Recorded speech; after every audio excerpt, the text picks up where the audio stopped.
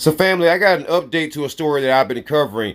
A Philadelphia police officer has been charged with assault on a mother in front of her 2-year-old son during the unrest in 2020.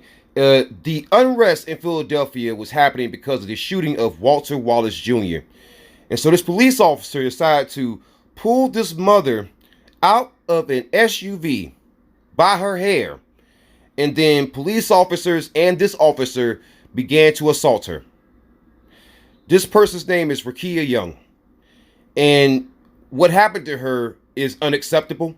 And it's a wake-up call to black women and also to black men to protect black women from these police officers. And so back in October of 2020, Darren Cardos decided to grab this woman by her hair and pull her out of an SUV. Now, let me explain something to you if you don't know anything about black women and their hair.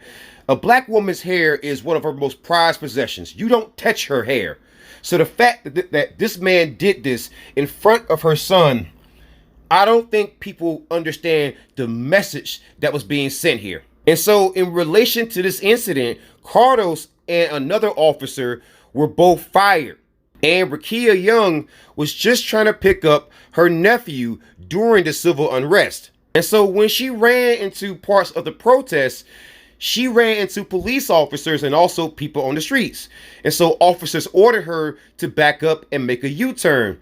And as she began to make that turn, a bunch of police officers ran up to her SUV and began hitting it and rocking it and trying to get the door open, even though she had did exactly as ordered. And then Officer Cardos decided to run up and began breaking the windows of her SUV with a metal baton. And as mentioned before, this officer pulled this woman out of her vehicle in front of her child. And then this woman was then hit with fists, batons, and other unknown objects. And she was also sprayed in the face with mace. And as you might expect, she had a whole lot of injuries. And so family, this shows you that police officers don't even care if your child is present.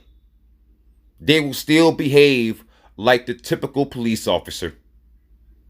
Unbelievable, man.